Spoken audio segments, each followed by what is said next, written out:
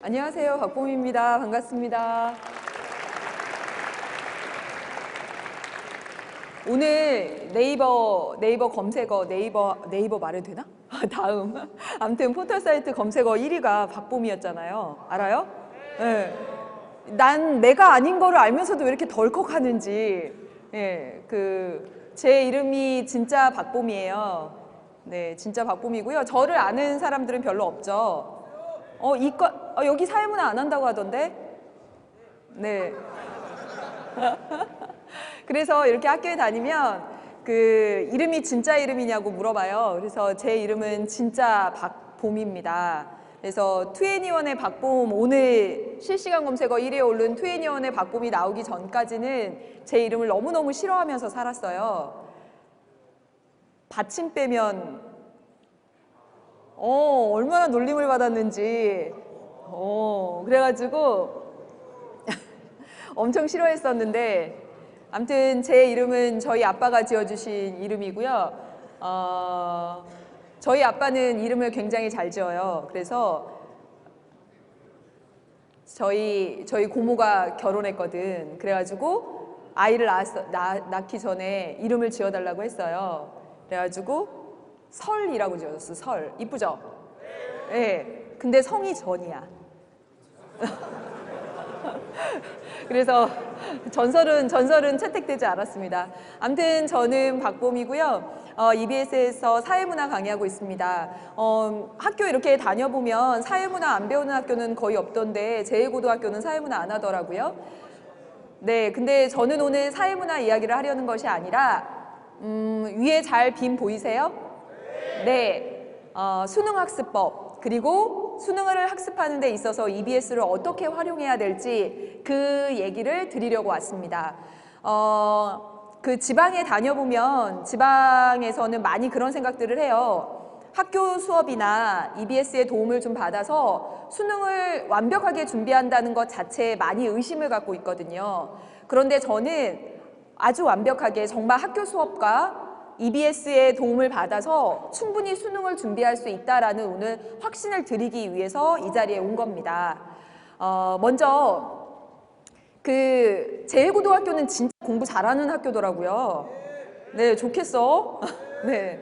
근데 많은 지방학교의 학생들이 수능을 가급적 준비를 안 하고 내지는 어떻게 좀 수능을 피해가면서 대학에 갈 수 있는 방법이 없을까 많이 고민을 하는데, 실제로 수능을 준비하지 않고는 좋은 대학에 갈 수가 없죠. 그렇죠?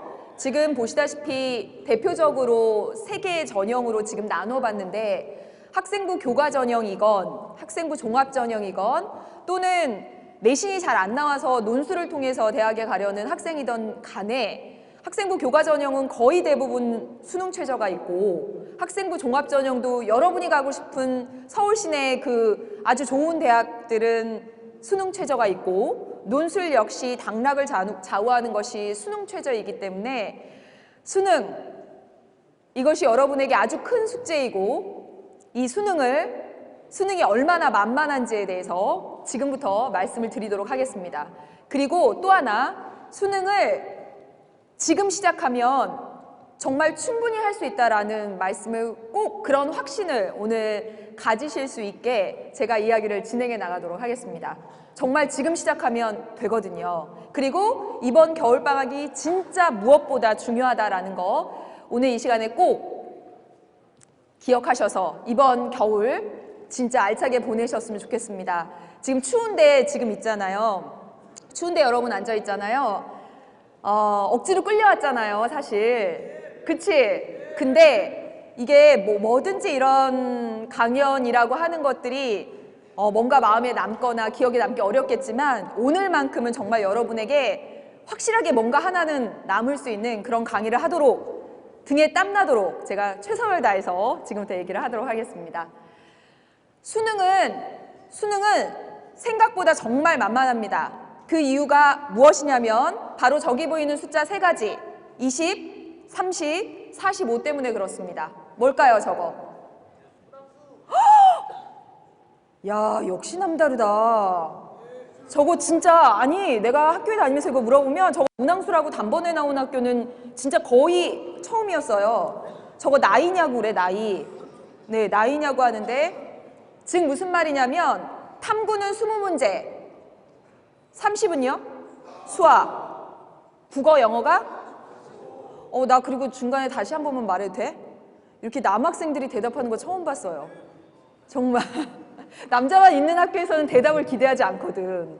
아무튼 자 보세요. 20, 30, 45. 즉 무슨 말이냐면 저처럼 사회탐구에 정말 그 선택 과목 중에 하나 하고 있는 사회문화를 가르치는 제가 학생들한테 공부해야 될 것으로 제시하는 것이 무엇이냐면 수능 특강, 수능 완성, 교과서, 그리고 제가 만들어준 프린트물, 그리고 기출문제까지 해서 이거 다 봐야 된다라고 얘기합니다. 하물며 선택 과목 하나도. 그렇게 내용이 많은 것 같은데 몇 권이잖아요. 그럼에도 불구하고 수능에 나오는 것은 단 20문제밖에 안 된다라는 거예요. 수학도 역시 마찬가지입니다. 정말 많잖아요. 수원, 미적, 통계 뭐 정말 많은데 그중에서 수능에 나는 건 30문제밖에 안 된다라는 겁니다. 그 말은 무슨 말이냐면 수능에 출제되는 것이 정해져 있다라는 말입니다. 실제로 수능 출제 현장에 들어가서 살펴보면 절대로 그 출제위원들은 저 구석지에서 이상한 거 아주 박혀있는 것을 내서 아이들을 골탕 먹이려고 출제하지 않습니다. 그랬다가는 출제 오류에 휘말릴 가능성이 있고 그렇기 때문에 매번 출제되는 것만 계속 반복해서 낸다라는 것이죠. 그래서 여러분은 이번 겨울방학 때 반드시 하셔야 될 것이 있습니다. 그 첫 번째가 무엇이냐면 바로 이겁니다. 제일 위에 뭐라고 써 있어요? 출제 빈도표. 제가 이제 임용고사를 이제 보는데 첫 번째 임용고사를 딱 봤는데 떨어졌어요. 네, 당연히 떨어질 거라 생각했어. 두 번째 볼 때는 두 번째 보는 심정은 이루 말할 수가 없어요. 너네 수능을 2번 본다, 3번 본다라고 생각해봐요. 근데 이건 수능하고 차원이 달라요. 직업을 구하는 문제는. 두 번째 보는데 이제는 정말 미칠 것 같더라고. 근데 또 떨어졌어요. 이제 세 번째 도전할까 말까 이걸 아예 집어치워? 라고 생각할 때 근데 진짜 이것밖에 할 게 없더라고. 세 번째 도전을 하는데 그때 뭘 했냐면 바로 저 출제 빈도표를 만들었습니다. 어떻게 했냐면 제가 이제 일반 사회니까 일반 사회는 임용고사 볼 때 정치, 법학, 경제학, 사회학, 그리고 교육학, 그리고 논술 이렇게 봤어요. 저희 때. 그렇게 봤는데 임용고사가 출제되는 그 해부터 해서 모든 기출문제를 다 가져다 놓고 다 프린트를 해서 단원별로 해가지고 뭐가 출제됐는지 연도별로 저렇게 써봤습니다. 1900 몇 년, 2000년, 2001년, 아니 그때는 아니군요. 아무튼 그렇게 해서 쭉 해서 해봤습니다. 그랬더니 매년 출제되는 것이 반복해서 출제됐다라는 것을 스스로 확인할 수 있었어요. 그래서 실제로 그 제가 찾아낸 출제 빈도표에 따라서 그 매년 출제되는 것들을 중심으로 공부를 했고 그 결과 3년째에 운 좋게 정말 붙었습니다. 그래서 그때의 경험을 제가 잊지 못하고 이 수능도 역시 마찬가지고 모든 시험이 마찬가지입니다. 모든 시험이 공무원 시험도 마찬가지예요. 9급 공무원, 7급 공무원 시험도 마찬가지입니다. 그래서 저는 매년 제가 사회를 가르치면서 저렇게 출제 빈도표를 만들어 봤어요. 그러면 1단원에서는 4문제에서 5문제. 제가 지금 사회문화 얘기를 하려고 하는 게 아닙니다. 2단원에서는 4문제, 3단원에서는 3문제, 이런 식으로 3, 4문제, 이런 식으로 거의 정해져 있고 그것들이 계속 반복해서 나오고 있다는 것을 확인했다라는 거죠. 이 출제되는 개념이 정해져 있는 것이 바로 탐구 영역과 수학이 그렇습니다.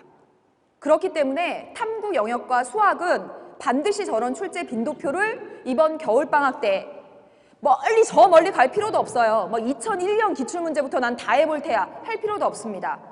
언제 것만 하면 되냐면 바로 성적표 얼마 전에 나온 여러분들의 선배들이 보신 이번 수능, 그 다음에 이번 9월 모의평가, 올해 있었던 2015년도에 있었던 6월 이 3개만 가져다가 출제 빈도표를 만들어 보시면 어떤 문제가 출제되는지 확실히 알 수 있습니다. 그러면 그거 중심으로 하라라는 것이죠.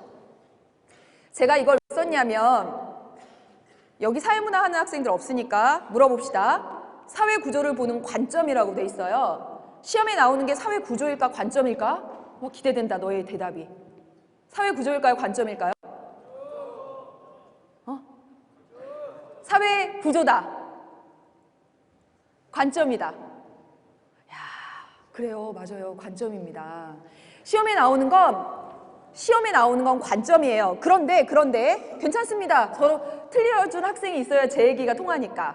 그런데 이 우리가 개념 정리 파트의 그 수능 특강, 수능 완성 그런 교재를 보면 어떻게 나와 있냐면 거의 한 페이지가 다 사회 구조에 대한 설명이 나와 있어요. 사회 구조의 의미, 사회 구조의 특징 이런 것들이 쭉 한 페이지가 서술되어 있습니다. 출제 빈도표를 작성하지 않으면 어떤 일이 벌어지냐면 혼자 공부하면 학교 선생님의 안내를 듣지 않으면 EBS의 안내를 듣지 않고 혼자 공부하면 이 사회 구조를 달달달달 외운다는 거야. 사회 구조의 의미, 특징, 목적성, 안정성, 지속 이런 것 막 외워요. 지금껏 단 한 번도 시험에 나온 적이 없습니다. 그렇다면 앞으로도 나올 가능성이 없다는 거예요. 그냥 한번 봐두고 넘어가면 된다라는 겁니다. 관점이 시험 문제에 나온다라는 그것을 바로 출제 빈도표를 통해서 확인할 수 있고 바로 출제 빈도표를 이번 겨울방학 때 작성하시는데 출제 빈도표 보면 다음과 같은 것들이 보입니다. 국어는요. 제가 아까 수학하고 탐구 영역은 반복해서 출제되는 개념들이 드러나서 어떤 것 위주로 집중적으로 공부해야 될지가 보인다고 했다면 국어와 같은 경우, 영어와 같은 경우는 출제 유형이 보입니다. 그래서 지금 보셨다시피 국어는 계속 그 몇 년 전부터 해서 서술상의 특징 그래놓고 보기에 장면의 빈번한 전환 이런 것들을 계속 반복해서 계속 사용하고 있습니다.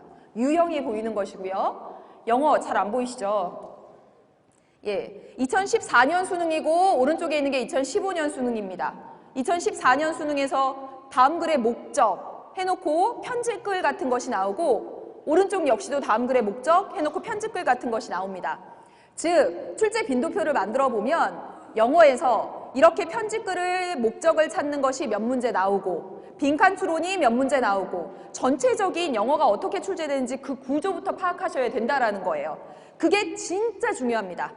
그게 진짜 중요해요. 더 가보겠습니다. 안 보이죠? 저 위에 있는 게 2014년 수능이고 아래에 있는 게 2015년 수능인데요. 역행렬 관련된 문제 지금은 안 나온다고 하더라고요. 맞아요? 예, 똑같습니다. 그런데 수능이 이처럼 새롭지 않은 이유는 반복되는 내용들이 계속 나오고 있기 때문에 새롭지 않고 어렵지 않습니다. 두 번째 이유는 무엇이냐면 여러분들이 너무나 잘 아는 연계 때문에 그렇습니다. 연계 70% 된다고 아까 대답 되게 잘하더라고요. 연계 어떻게 되는지 실제로 본 적 있나요? 봤어요? 자, 지금부터 연계에 대해서 말씀드릴게요. 연계라고 하는 것은 무엇이냐면 중간고사, 기말고사 시험 문제 낼 때 선생님이 내가 준 프린트에서 그리고 이번에 봤던 모의고사에서 비슷하게 낼게 라고 하시죠. 그게 바로 연계입니다. 그게 바로 연계예요. 자, 한 문제만 보겠습니다. 위에 있는 게 수능 문제고 아래에 있는 게 EBS 교재 문제입니다. 도형이 일단은 똑같죠. 저 자료는 제가 만든 게 아닙니다. 저 자료는 어디에서 만들어준 거냐면 수능을 출제하는 그 기관인 평가원에서 만든 겁니다.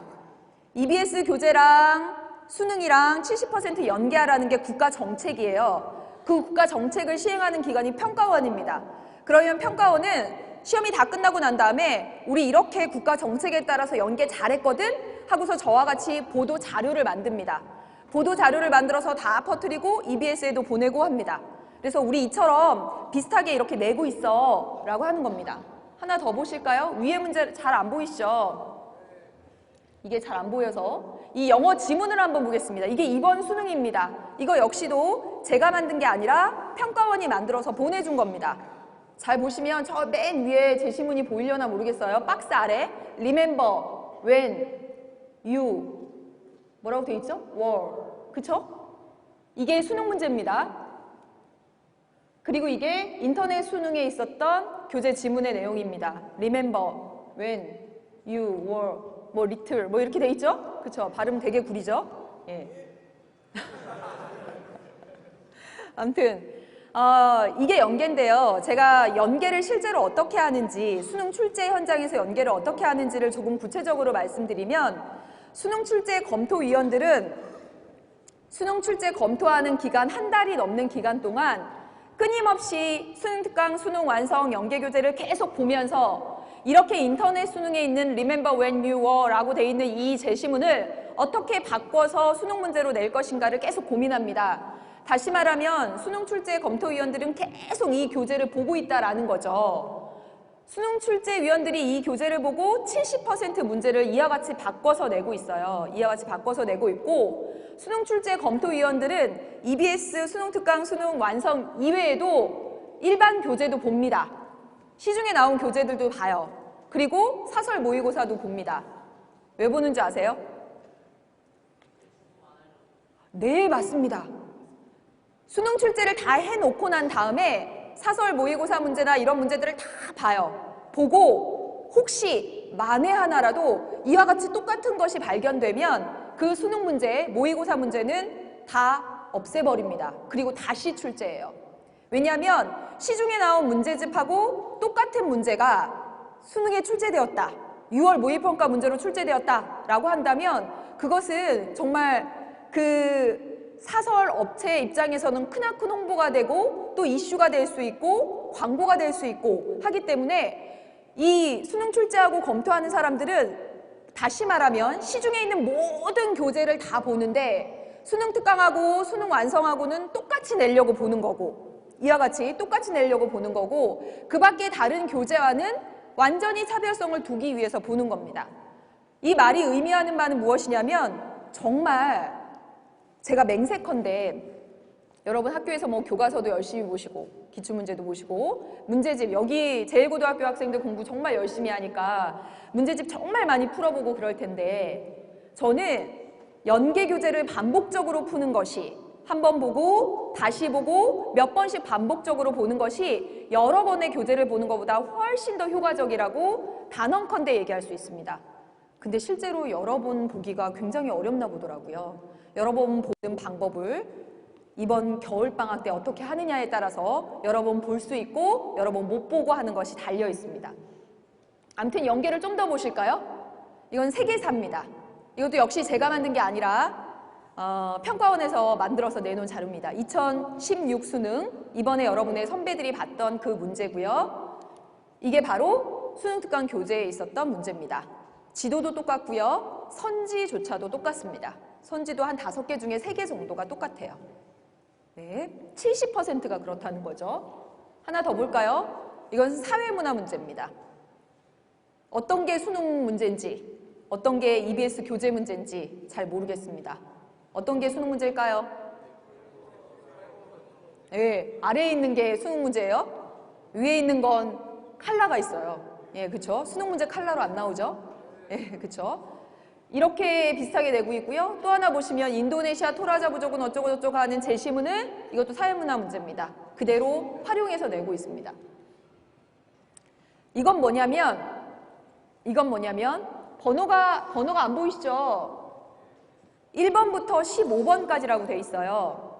제가 지금부터 어떤 얘기를 드릴 거냐면 남학생들은 영어를 잘하나요? 대단하십니다. 남학생들이 영어를 어려워하고 있다는 걸 내가 많이 들었는데 영어는 1등급, 2등급을 받기 위해서는 듣기 만점을 받지 않고는 절대로 1, 2등급을 기대할 수 없죠. 그렇죠? 듣기를 무조건 만점 받아야 됩니다. 그런데 영어 문항이 1번부터 17번까지잖아요. 그렇죠? 1번부터 17번까지인데 이게 작년 수능에서 1번부터 15번까지가 모두 EBS 연계였습니다. 거의 100% EBS 연계됐다라고 생각하시면 돼요. 평가원에서는요.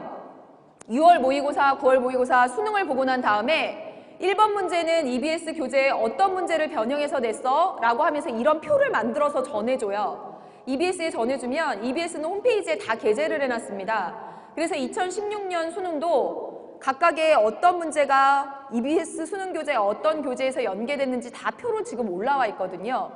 자, 보시다시피 영어는 1번부터 15번까지가 모두 연계 문항이었고 다시 말하자면 영어 듣기는 정말 맹세컨대 EBS 고교 영어 듣기와 그리고 수능 완성에 있는 실전 모의고사 듣기를 참 이게 올바른 영어 공부 방법인지 모르겠지만 반복적으로 들으시면 됩니다. 게다가 제가 지금 여기 올라오기 전에 정말 저는 처음 알았는데 제주에 있는 학생들만을 위해서 영어 듣기를 무료로 할 수 있는 앱이 있다면서요. EBS 수능 여러분 아세요? 네. 그래서 여러분 스마트폰 다 가지고 계신데 저도 지금 들어가서 봤더니 진짜 편리하게 돼 있더라고요. JDC 스마트 러닝. 그거 다운로드 받으시면 EBS 고교 영어 듣기 이런 데 있는 듣기를 계속 할 수 있고 계속 틀리는 단어들은 따로 저장할 수 있고 이렇게 되어 있습니다. 여러분이 한 진짜 겨울방학 때 한 2달 정도 그 정도 매일 아침마다 한 30분 정도씩만 투자하신다면 충분히 할 수 있을 거라고 생각합니다. 자, 다음 보세요. 너무 안 보여서 빔이 너무 안 보여서 너무 안타깝습니다.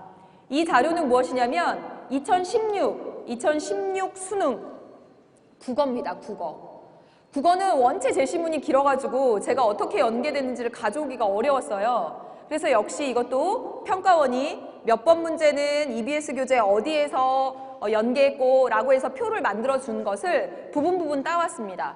보다시피 여러분 보시면 지문 활용한 것들이 꽤 많이 있습니다. 그쵸? 국어는 오히려 역설적으로 단기간에 굉장히 성적이 오르기 어렵잖아요. 그쵸? 그래서 문제집만 굉장히 많이 풀게 됩니다.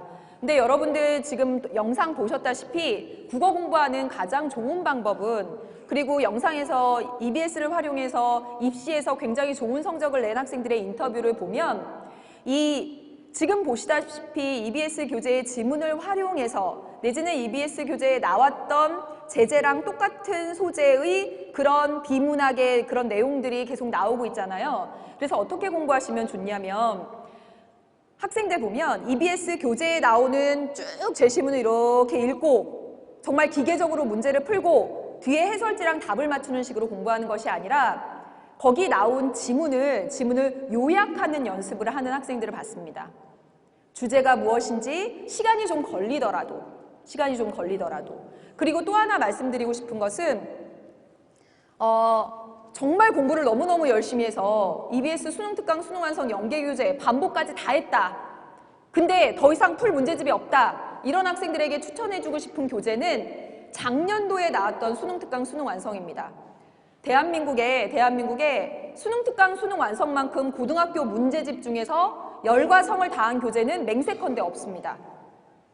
저도 문제집을 써봤지만 이 시중에 나오는 문제집들은 단원을 나눠서 선생님들이 개별적으로 쓰고 서로 간에 원고를 보내면서 상호 간에 검토한 다음에 오류가 없는 것을 확인하고 그러나 나중엔 좀 나오죠. 그 다음에 문제집을 출판하는데 EBS 교재는 각각 단원을 나누어서 문제를 출제한 다음에 아예 합숙을 합니다. 합숙을.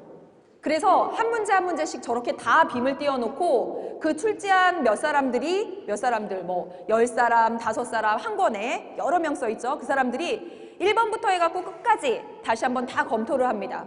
그리고 이 문제가 완성되느냐 그게 아니라 두 번째는 출제하지 않으신 선생님들을 또 데리고 이제 2배수로 해서 다시 또 1번부터 빔에 띄워놓고 다시 또 검토를 합니다. 그리고 끝나냐? 이 교재가 다시 평가원으로 가서 평가원의 연구진들이 또 한 번 검토를 거칩니다. 왜냐하면 수능에 연계될 문제이기 때문에 그만큼 완성도를 기해서 만든다라는 거죠. 그래서 꼭 책 장사 같네요. 그런 의도는 아니에요. 정말 그런 건 아니고 그만큼 믿고 공부할 수 있는 교재고 올해 있는 수능특강 수능완성을 반복적으로 봤다면 특히 수학과 같은 경우에는 문제를 많이 풀어볼 필요가 있습니다. 그런 경우에는 작년도 수능특강 수능완성을 보시는 것을 추천합니다.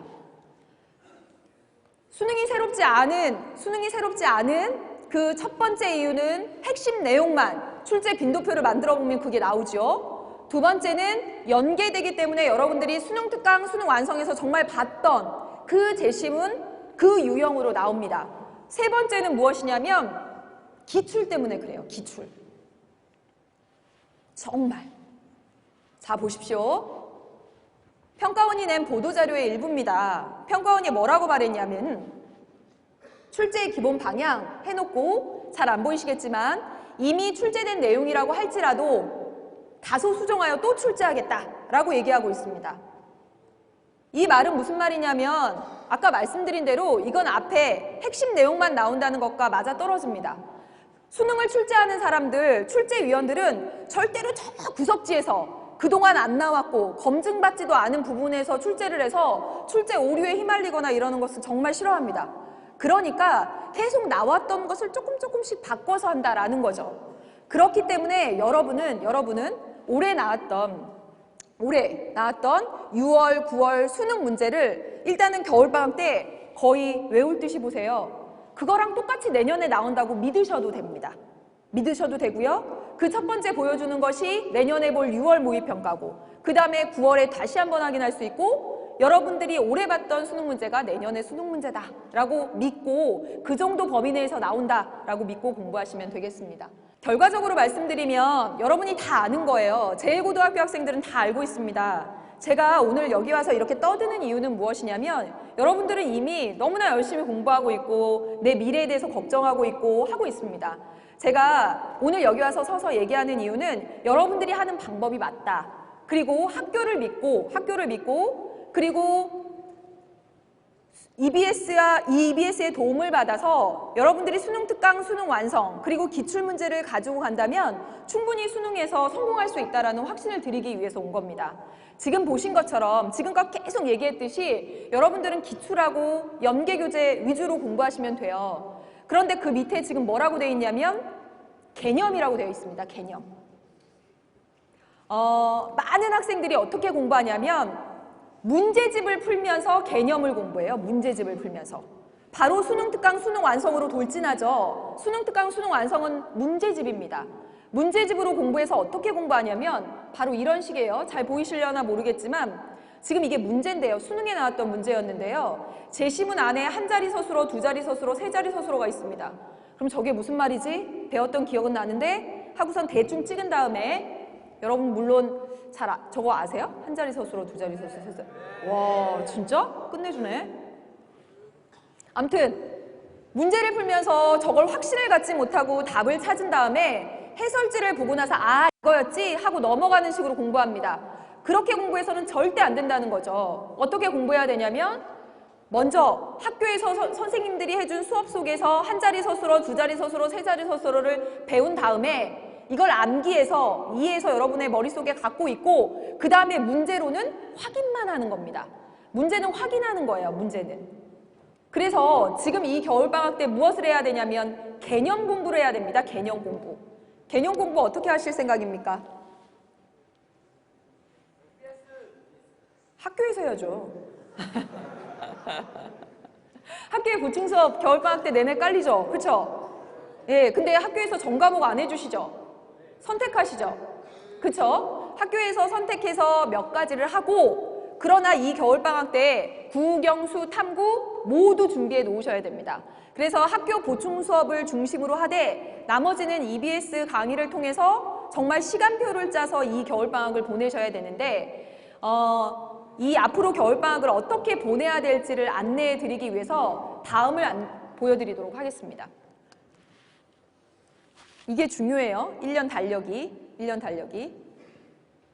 수능 전에 6월하고 9월 모의평가가 있죠. 여러분 그건 아시죠? 6월 모의평가와 9월 모의평가가 수능을 출제하는 그 기간이 출제한다라는 건 아시죠? 왜 평가원은 돈 저렇게 많이 들이고 6월 모의평가, 9월 모의평가 낼까요? 왜 그럴까요? 시험 잘 보라고. 오케이. 이번 수능 끝나고 나서 충북교육청에서 발표했습니다. 올해 충청북도 지역에 부정행위자 8명. 그 8명은 컨닝한 걸까요? 컨닝한 걸까요? 4명은 휴대폰 들고 들어가고 4명은 4교시 탐구 영역 시험 방법을 몰라가지고 동시에 탐구 영역 2장 문제집 펼쳐놨다가 다 부정행위로 처리가 됐습니다. 제주에도 1명 있는 걸로 알았는데. 암튼 평가원 입장에서 6월 모의평가와 9월 모의평가를 치르는 이유는 아무리 휴대폰 갖고 들어가지 마, 4교시 탐구 영역은 이렇게 보는 거야 라고 말로만 알려주면 막상 수능 현장에서 정말 부정행위로 실수할 학생들이 많을 거예요. 그러니까 6월 모의평가 보고 9월 모의평가 봅니다. 그런데 그거보다 더 중요한 이유는 무엇이냐면 올해 학생들의 난이도를 조절하기 위해서입니다. 난이도를. 여러분, 작년 수학이 1등급 빠지려면 몇 점이었을까요, 커트를? 예? 100점이었어요. 그래서 선생님들이 올해 다니면서 계속 그랬어요. 올해 수능은 절대로 1등급 컷 100점 안 나오니까 어렵다고 생각하고 공부해라 라는 말을 계속했습니다. 이게 의미하는 바는 무엇이냐면, 즉 제가 무슨 말을 드리려고 하는 거냐면, 평가원 입장에서는 1등급 100점 이렇게 문제를 내고 싶지 않아요. 난이도를 조절해야 되죠. 올해 학생들이 어떤 수준인지 그 난이도를 조절해야 됩니다. 그래서 6월 모의평가, 9월 모의평가를 보는 거예요. 6월 모의평가를 그래서 평가원은 어떻게 되냐면 지난해 봤던 수능보다는 조금 쉽게 6월 모의평가 문제를 냅니다. 왜냐하면 전반기이기도 하고, 그리고 난 다음에 애들 상태를 봐요. 올해 아이들의 수험생 상태를 봅니다. 그리고 나서 9월 모의평가는 6월 모의평가보다 조금 어렵게 내봅니다. 그래서 등급이 잘 나눠지면 수능도 9월 난이도 수준으로 나오고, 만약에 학생들이 쫙 떨어지면 수능은 그거보다 어렵게, 9월에 아이들이 잘 보면 수능은 그거보다, 맞나요? 저 거꾸로 말했죠? 예. 여러분 이해되시죠? 아무튼 즉 내가 말하고자 하는 바가 무엇이냐면 6월 모의평가, 여러분이 내년에 볼 6월 모의평가와 9월 모의평가는 거의 외울 듯이 보셔야 됩니다. 출제위원들은 6월 모의평가와 9월 모의평가에선 막 새로운 시도들을 해요. 새로운 유형도 내고 막 그렇습니다. 그런데 절대 수능에서는 새로운 유형 내지 않습니다. 6월하고 9월에 낸 범위 내에서 수능이 출제됩니다. 그리고 6월하고 9월 난이도를 판단해서 수능의 난이도가 결정됩니다. 그렇기 때문에 내년에 여러분이 6월 모의평가를 딱 끝나고 나면 출제 빈도표 만들어보고 9월 모의평가 끝나고 나면 출제 빈도표 딱 만들어봐서 6월에도 출제되고 9월에도 출제되면 거의 100% 수능에 나온 것이라고 믿어도 됩니다. 그래서 여러분이 하실 일은 이번 겨울방학 때 여러분의 선배들이 봤던 6, 9 수능으로 출제 빈도표 만들어 보는 것, 그리고 내년에는 6월 끝나고 출제 빈도표 만들어 놓고 9월 끝나고 만들어 놓은 다음에 수능을 예측해서 현명하게 공부하는 것이 여러분에게 정말 필요합니다. 아무튼 저렇게 되어 있고요. 사이사이에 저건 뭘까요? 저요. 네, 사설? 네, 교육청입니다. 저건 교육청 학력평가가 있는 달이에요. 3, 4, 7, 10월입니다. 다시 말하면 무엇이냐면 여러분은 내년에 3월부터 수능까지 해서 5월과 8월을 빼고는 모두 모의평가를 제공받을 수 있습니다. 지금 3, 4, 7, 10월은 서울에 있는 서울시 교육청, 그리고 뭐 인천교육청, 경기도교육청 이런 데서 그 교육청 소속의 선생님들이 한 일주일간 합숙을 하면서 만든 문제예요. 물론 이 문제들은 수능 문제보다는 좋은 문제일 수가 없어요.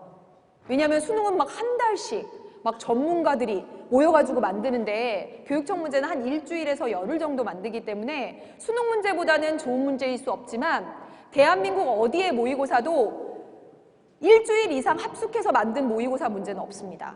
그렇기 때문에 이 3, 4, 7, 10월 문제도 진짜 좋은 문제입니다. 이 문제는 언제 이용하느냐?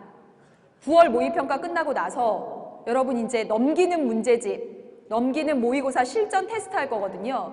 그때 이 3, 4, 7, 10월에 봤던 교육청 모의고사, 작년, 즉 여러분의 선배들이 올해 3, 4, 7, 10월에 봤던 교육청 모의고사를 과목별로 모두 프린트하셔서 일요일마다, 토요일, 일요일마다 10월 달에 할 일입니다. 시간 재서 해보는 겁니다. 이거보다 더 좋은 문제지는 없습니다. 제가 왜 6, 9 수능이 더 중요한데 6, 9 수능으로는 이거 추천 안 하냐면 6, 9 수능은 너무 많이 보거든요. 그래서 문제를 외울 듯이 봐요. 그런데 상대적으로 교육청 문제들은 좀 낯설어요. 안 본 문제도 많아요. 그러니까 올해 여러분의 선배들이 봤던 3, 4, 7, 10월 그리고 내년에 여러분이 보게 될 3, 4, 7, 10월 이거 쫙 프린트해서 마지막에 실전 테스트하는 문제로 활용하는 겁니다.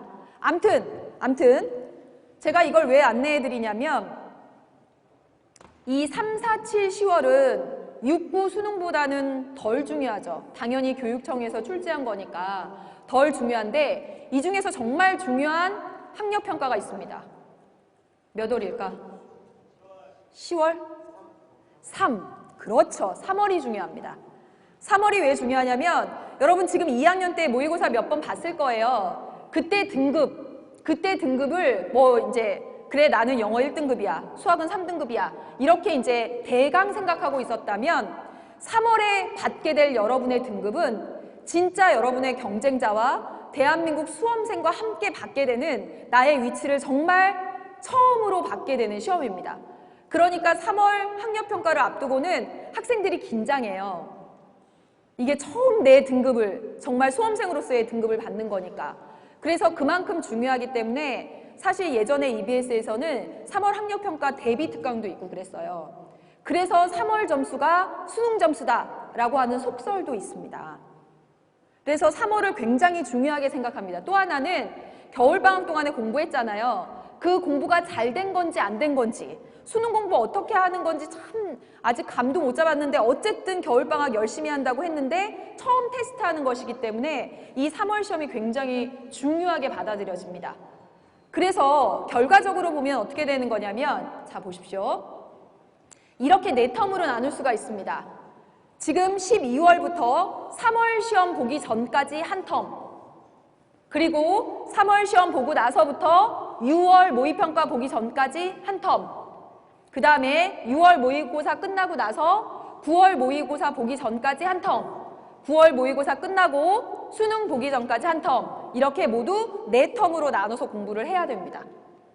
이렇게 4텀으로. 그런데 지금은 여러분 어디에 있냐면 바로 첫 번째에 있습니다. 첫 번째 텀에 있고 결론적으로 말씀드리면 이 첫 번째 텀이 제일 중요합니다.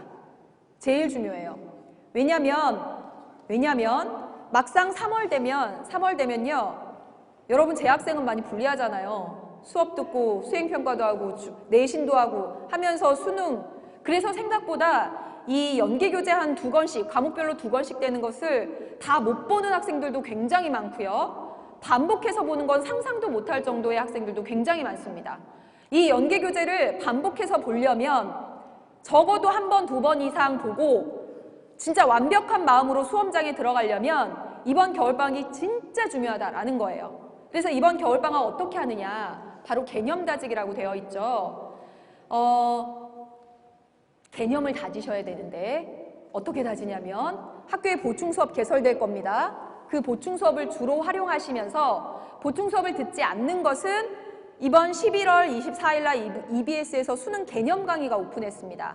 국영수, 탐구 다 해서 각각의 과목마다 30강씩에서 개념 강의가 오픈했습니다.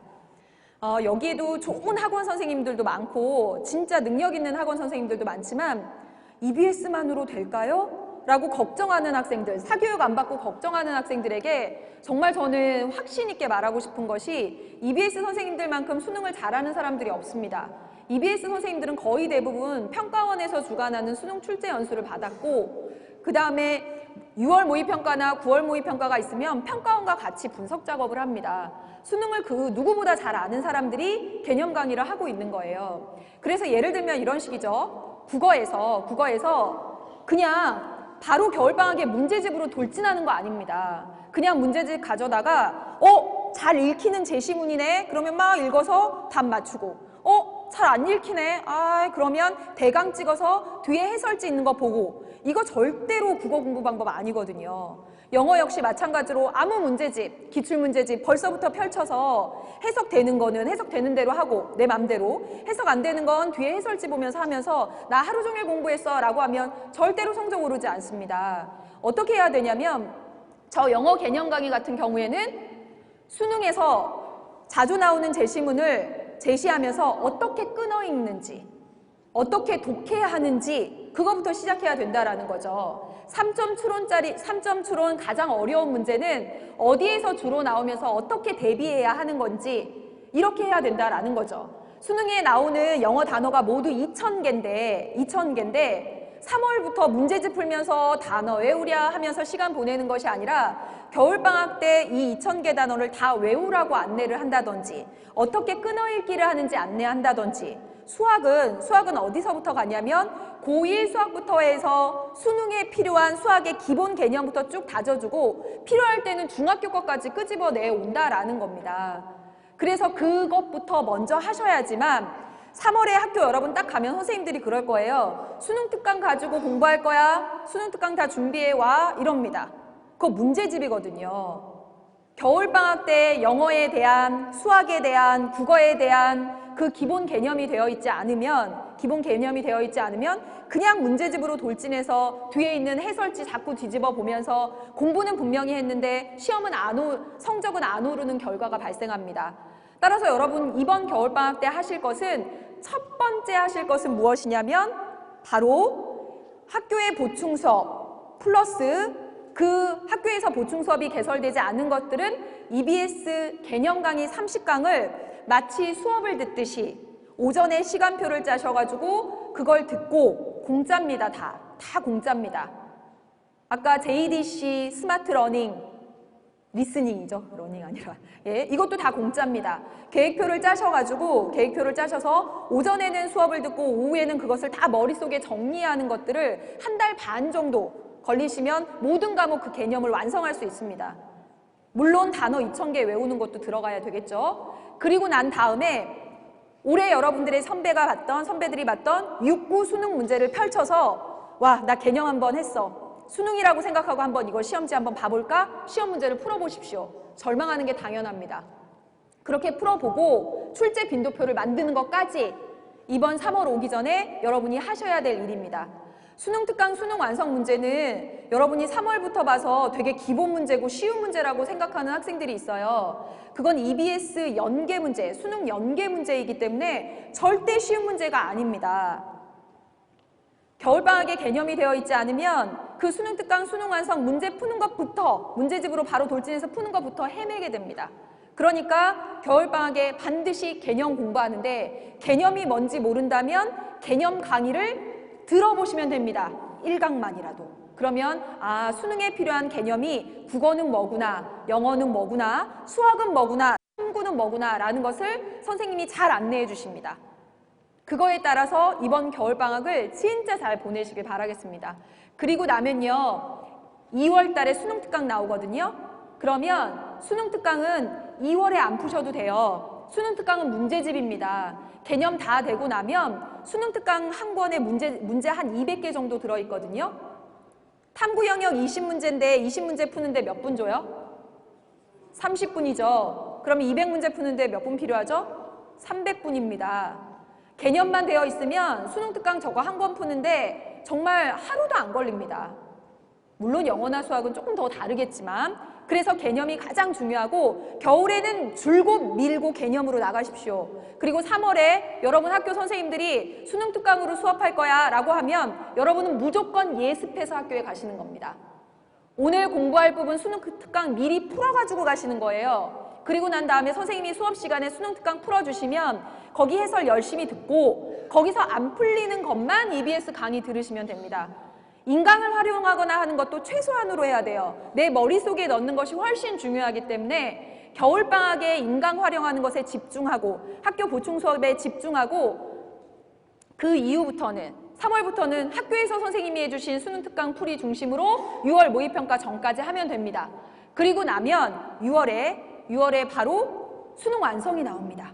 그러면 여름방학부터 9월 모의평가 전까지 수능 완성 반복해서 보시고 9월 모의평가 끝나고 나면 그때 이제 수능특강, 수능 완성, 기출 이런 것들 계속 틀린 것들 위주로 반복해 보시면서 앞서 말씀드린 것처럼 3월, 4월, 7월, 10월에 봤던 교육청 문제를 실전 모의고사처럼 풀어보시면 됩니다.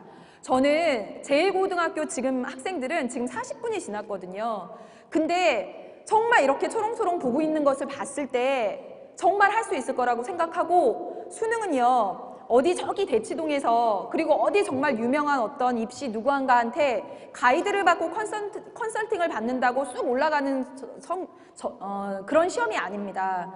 진짜 1년 동안 얼마나 꾸준히 하느냐가 가장 중요하고요. 생각보다 여러분 지금 마음으로는 막 겨울 진짜 열심히 할 것 같고 1년이 짧은 듯 느껴지잖아요. 그런데 1년을 한결같이 꾸준히 하는 학생이 제가 고3 담임도 해보고 고등학교 2학년 담임 입시지도도 다 해봤지만 1년을 한결같이 꾸준히 하는 학생은 그렇게 많지 않았습니다.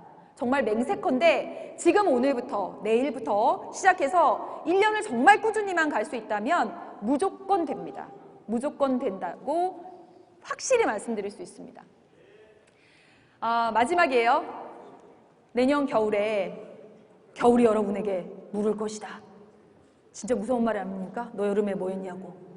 진짜 내년 수능 끝나고 나서 두 발 쭉 뻗고 너무나 편안한 시간 보낼 수 있도록 앞으로 1년 진짜 여러분 인생에 후회 남지 않도록 최선을 다하시길 바라겠습니다. 지금까지 박봄이었습니다.